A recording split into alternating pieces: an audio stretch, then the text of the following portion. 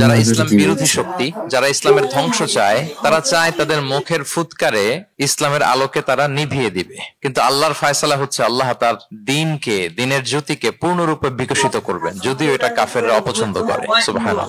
এবং তিনি আল্লাহ তাআলা রাসূলকে প্রেরণ করেছেন হেদায়েত দিয়ে, সত্য ধর্ম দিয়ে, দ্বীনে হক দিয়ে, যাতে করে মানব রচিত যত ধর্ম আছে, মতবাদ আছে, সবকিছুর কবর রচনা করে এগুলোর উপরে আল্লাহ তাআলা দ্বীন ইসলামকে বিজয়ী করতে পারেন, যদিও এটা মুশরিকদের কাছে খুব অসহনীয়। তাহলে এই আয়াত দুটি থেকে আমরা বুঝতে পারলাম যে ইসলামের বিজয় অবশ্যম্ভাবী। এই পৃথিবীতে ইসলামের বিজয়, অগ্রগতি, অগ্রযাত্রা কেউ ঠেকিয়ে রাখতে পারবে না। কিন্তু ইসলাম বিরোধীরা চায় ইসলামের অগ্রযাত্রাকে তারা নিভিয়ে দিবে, ইসলামের জ্যোতিকে মুখের ফুৎকারে নিভিয়ে দিবে। আওয়াজ করে বলেন তো, কাফিররা, ইসলাম বিরোধীরা মুখের ফুৎকারে আল্লাহর এই দিনের জ্যোতি বা আলোকে কি কখনো নিভাতে পারবে? বলেন, কোশ্চিনকালেও পারবে না। তারা নানা ষড়যন্ত্র করে, তারা নানা ধরনের চক্রান্ত করে, কুটো কৌশল করে, আমাদেরকে আমাদের ভূমি থেকে উচ্ছেদ করে, আমাদের ভূখণ্ডে বোমা নিক্ষেপ করে, নানা ধরনের ষড়যন্ত্রের ছক এঁকে আমাদের নওজওয়ানদেরকে শহীদ করে, গ্লোবাল সমুদ ফ্লোটিলার মতো নৌবহরকে আটকে দিয়ে ওরা ভাবে যে ওরা ইসলামের বিজয়কে ঠেকায় ফেলবে। আসলে কি পারবে?